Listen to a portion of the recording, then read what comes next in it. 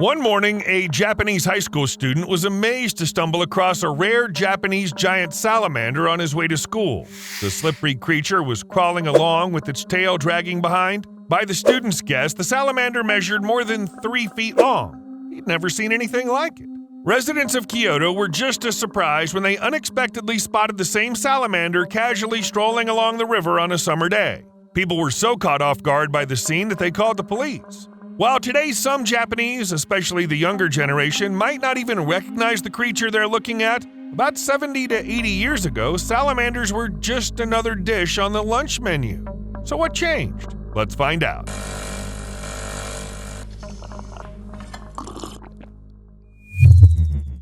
As they say, it's never too late to start working out, and it's never too late to casually ask you to hit the like button. Simple as that.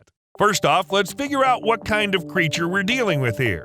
The Japanese giant salamander is one of the biggest amphibians in the world and the third largest salamander, reaching lengths of up to 5 feet. These hefty fellas can weigh up to 55 pounds on average. Interestingly, these creatures have remained pretty much the same for the last 20 or even 30 million years because, well, why bother? The lifestyle of Japanese giant salamanders hasn't changed either. Plus, they're really good at adapting.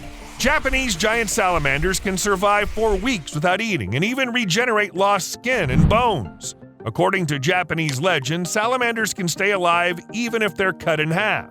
And they can live up to 80 years at that rate. That is, if people don't get in their way. And boy, did they ever. Up until the end of World War II in Japan, salamanders were used as a prized protein source in dishes like miso soup and hot pot. Today, hunting these creatures and eating them is against the law. But we'll talk about laws and bans in a bit. Despite rumors, it's said that Japanese giant salamanders are still occasionally sold under the table at upscale restaurants in Kyoto. It's not that surprising, though. Apparently their meat's considered a delicacy, and some parts of Japan still hunt them, or even breed them in captivity. Japanese giant salamanders are pretty easy pickings if you manage to find them. Just take a look at these creatures and you'll see how slow they are. And with their poor eyesight, they're not getting anywhere from a hunter. Plus, weighing in at around 55 pounds, there's plenty of meat on them. So yeah, they're prime hunting material. It's not just about the meat, though. Japanese giant salamanders are also used in some traditional medical practices, because you can find uses for any part of animals, especially if you have a good imagination. Let's follow this thought. Salamanders usually have 4 fingers on their front limbs, and according to local legend, eating a salamander with 5 fingers can cure you. Although it doesn't specify from what disease. Maybe all of them. Because let's face it, these kinds of mutations in animals don't happen very often. However, there are more specific instructions. In the mountain villages of Nagano Prefecture, Japanese giant salamanders are treated in a special way and used to help with nocturnal enuresis. There's also a belief that salamanders soaked in alcohol can ease tonsillitis if used as a throat compress. These are just a couple of remedies we've come across. Many secrets of traditional medicine are passed down through generations without the use of the internet. Japanese giant salamanders recently became protected by Japanese law. They were placed under protection in 1951 as their population faced a serious threat from people living in mountain areas. It makes sense. Salamanders were an easy and affordable source of protein. The problem was that this special protein source started going extinct. Japan has designated this creature as a special natural monument, putting a stop to hunting it. Gigantic salamanders have officially been taken off the menu, and not only that, nowadays you can't even touch these animals. No kidding.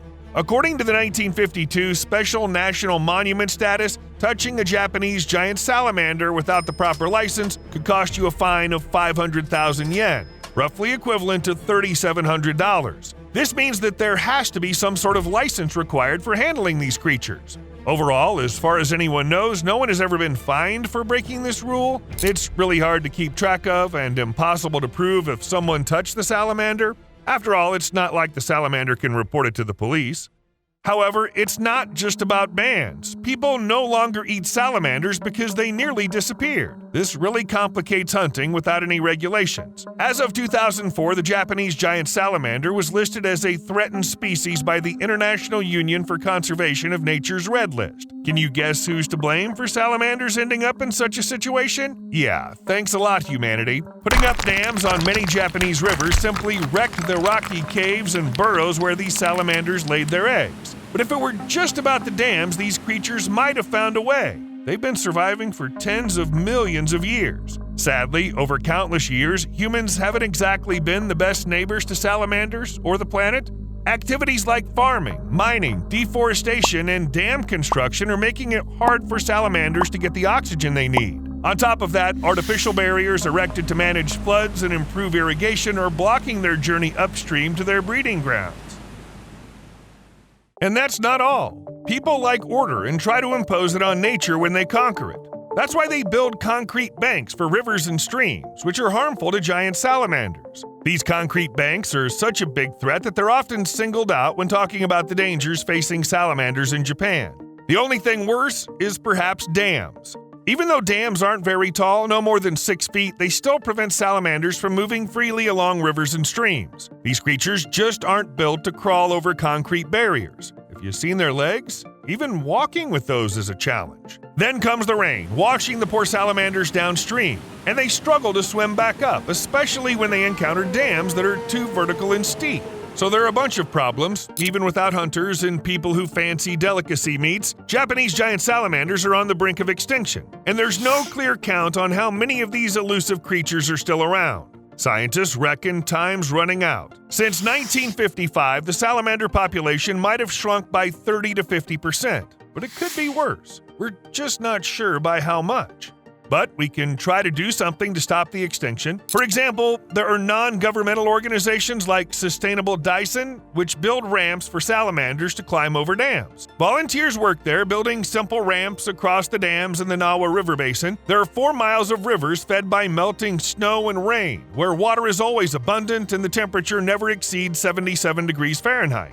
It's a unique, super cozy environment for Japanese giant salamanders, and it's exactly where people have set up dozens of dams. In the end, dedicated members of the NGO spend entire days shifting river rocks and setting up wooden planks to build ramps linking the riverbed below with the top of the dams. It's important to do this at a certain incline so that Japanese giant salamanders can climb up. Keep in mind their limbs are quite fragile. If you've been following our channel for a bit, you've probably felt a bit of déjà vu. Yeah, making wildlife corridors to connect artificially divided habitats isn't exactly a groundbreaking idea. Take fish ladders, for instance. They're all over the world, helping fish migrate past dams, locks, and even roads.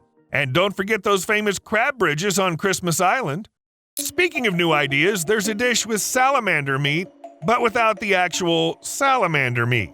It was invented by regular school kids. They were working on a project dedicated to interaction between people and salamanders. While researching, they got fascinated by the idea of the taste of giant salamander, but as you remember, it's illegal to hunt these animals, so the kids came up with a recipe that kind of lets you taste salamander without harming any animals. They interviewed older people who'd tried the dish before it was banned to learn about its flavor and texture, and then replicated it. The artificial salamander meat was derived from chicken cartilage, chopped onions, eggs, potato starch, and spices. They formed patties the size of meatballs from this mixture, and the locals were highly impressed with the result. Restaurants even decided to add this dish to their menus. That's how much Japan loves salamander meat. A good fake will do just fine. At some point, the demand for giant salamanders became so strong that the country decided to import their close relatives. Chinese giant salamanders are among the largest amphibians primarily found in China, and they're at risk of extinction due to habitat loss, pollution, and overhunting. These salamanders are caught for the same reason. They're delicacies and are used in traditional Chinese medicine. However, it was these very salamanders that were imported to Japan in 1972 for consumption. As it often happens, things didn't go as planned. Newspapers of that time went into detail about a businessman from Okayama who brought 800 Chinese giant salamanders to Japan to sell as food. The Japanese government wasn't on board with that, and for good reason. Not too long ago, Japanese salamanders were elevated to a national monument status, and it became illegal to kill them.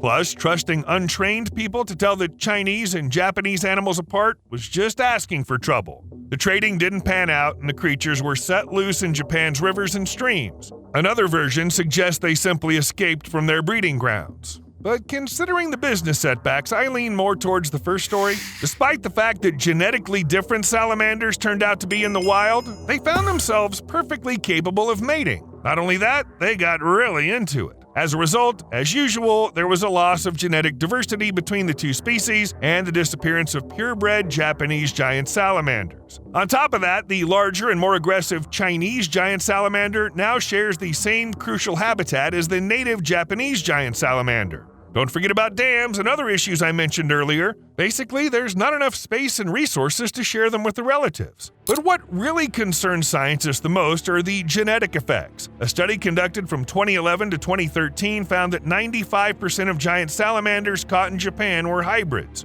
Something has to be done about it. So scientists are really trying hard to separate the species. They're catching salamanders, probably those people with a license, and doing DNA tests on them. If it turns out they've got a hybrid, they put them in a special pool with other hybrids. These pools can be found in different settlements, and though it's not the best idea, it's still more humane and right than just killing the animals. Plus, the situation is pretty, complicated. You can't let hybrids mix with purebred Japanese giant salamanders or else we'll lose the purebreds altogether. But hybrids are important too, since both Japanese and Chinese salamanders are at risk. So yeah, things are complicated.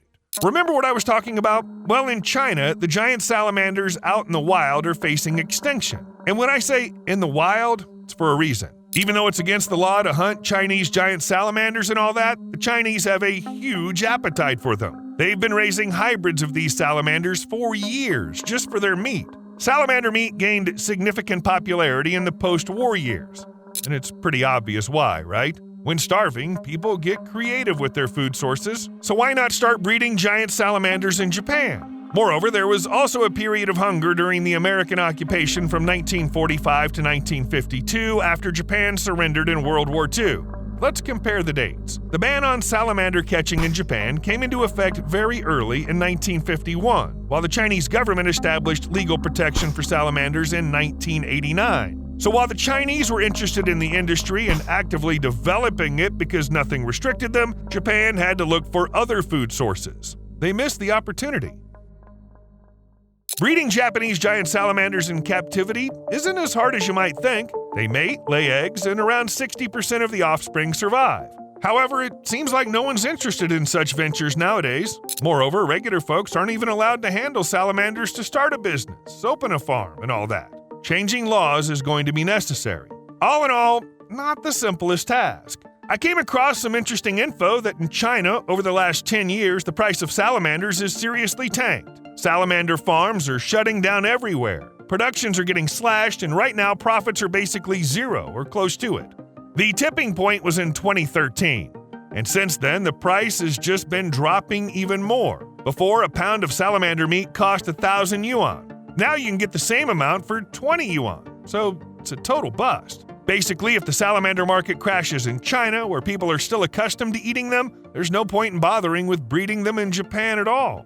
But to wrap things up on a positive note, there's actually some good news. Even though Japanese giant salamanders are clearly having a tough time as a species, there might still be hope for them. Not on farms or as soup ingredients, though. In 2010, these unique creatures were brought to the Smithsonian's National Zoo in Washington, D.C. to start breeding programs outside Japan. Nothing like this had happened for over a century, but it seems like it's working out. All that's left is to wish these salamanders good luck. Since you've made it this far, go ahead and hit that like button. See you later.